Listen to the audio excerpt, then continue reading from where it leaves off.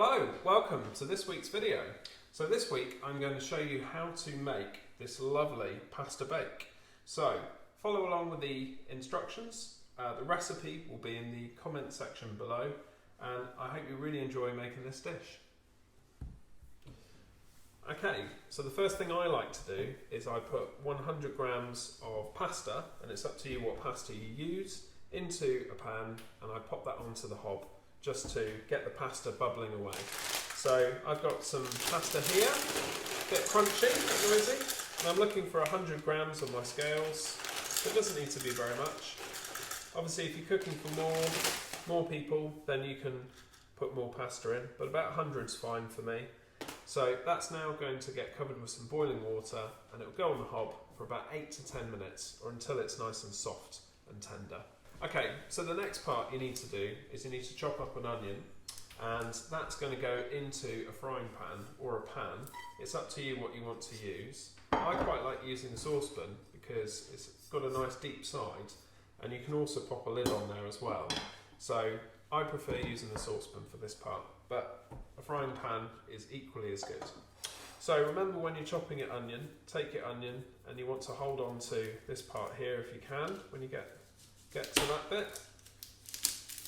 So cut it in two and remove some of the skin, so remove the outside like this.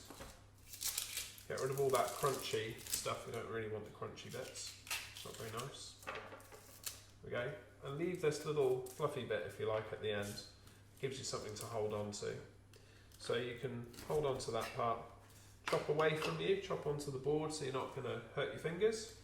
And what I like to do is I slice towards the fluffy part like this. So you end up having a bit of a fan, like that. And then if you pull the knife through the other way, it actually dices it and you get some very small parts. So it's a really good way of doing it. You'll notice that this onion's a little bit old, so I've actually got some roots starting there, if you like. So I'm going to chop those out, I think. So I'll just keep on going. Always watch your thumb. So if you're slicing, watch where your thumb is, tuck your fingers in, like that. It's a bit of a funny thing, but you'll get the hang of it. Like that. Do that for both of your onions. So both halves, I should say, and slide that into your pan. Now, I'm not going to use all of mine because I want to avoid using this part here. There is still some good onion on there though, so I could use some of those bits there, but I think I'll leave that bit there. Do exactly the same for this one, pop it in there, and that's the first bit.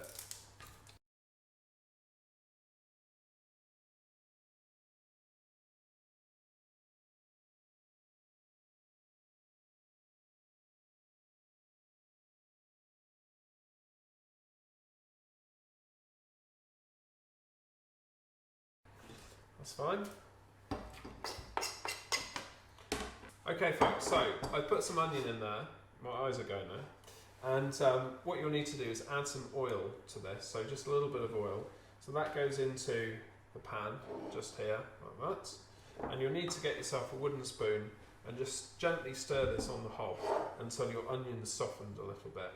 A good little trick I like to do is put the lid on and keep it on a low heat, and every now and again stir it just to stop it from sticking. But if you do have a lid, that will help to steam your onions. Right then, so here's my onion sizzling away. I don't want to get the temperature too hot, I don't want it to burn, and I want to make sure that it doesn't stick as well. So that's perfect at the moment. Now I could add some garlic. I've got a trusty garlic crusher here, so I could add garlic at this point. But ideally I want to soften those onions first, so I'm not actually going to add the garlic straight away. I'll let my onions soften up a little bit first. Right, once that has softened, you can add a little bit of water, just a tiny bit, not too much. Careful because it has hot oil in there, so it'll start to spit. So this is why I really like using a lid. It's nice and safe. You can put the lid on and it makes a nice little sauna for it, and it will really steam your onion. The beeping you can hear, I'm just turning down the hob. So at school we have induction hobs. There we are. Lovely. Right, I think I'm nearly ready for my garlic.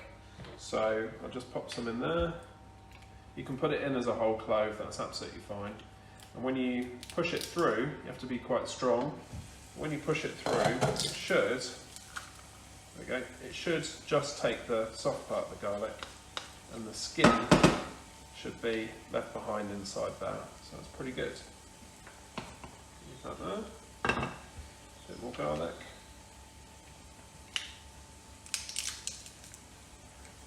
There we go. If you don't like garlic, it's good to experiment and try it. Maybe try it again and see if you've changed your mind. But you don't taste it that much in this dish actually. It's not too bad. It's up to you how much you put as well. You can put it to taste. So just leave that to soften up.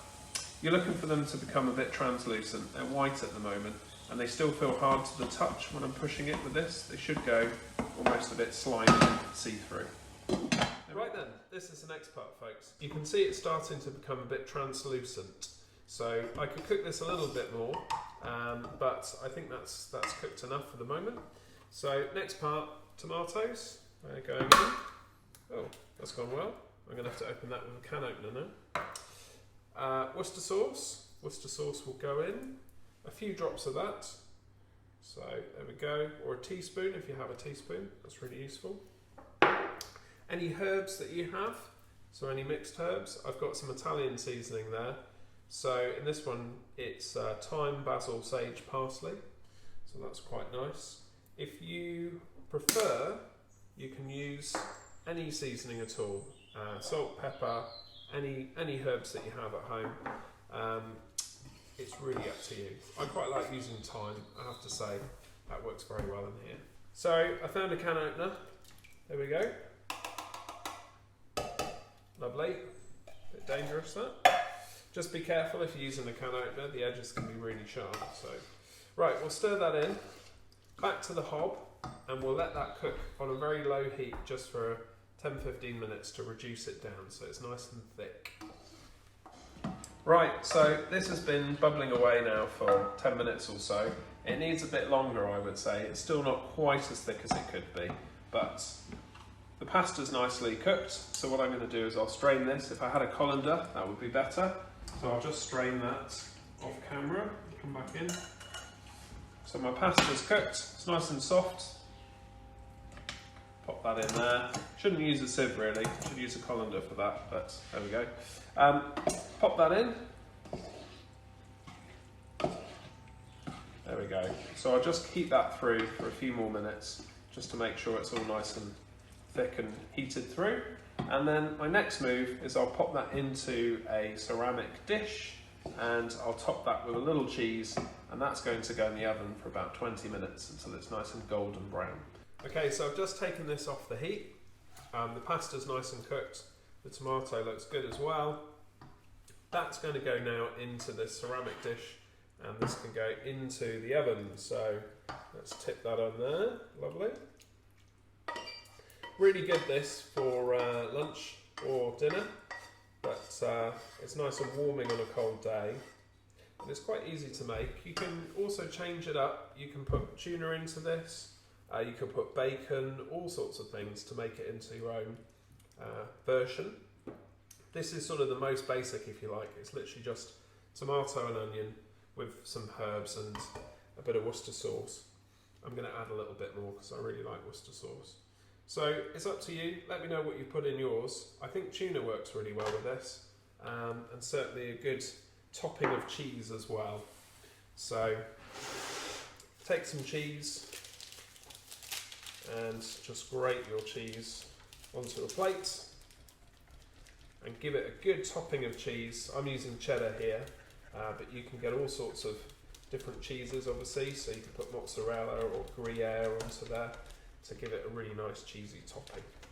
So that's not nearly enough, but let's see what that looks like. Oh yes, that's not enough. When you put your cheese, just spread it out evenly over the top.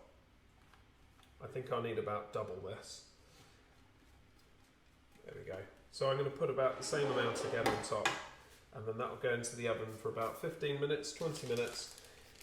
You're just looking for the cheese to go golden brown and some of that pasta to have browned a little bit as well. So there we go. Spinach and ricotta, pasta, bacon, you name it, it'll make it really, really Moorish. Perfect for a cold day.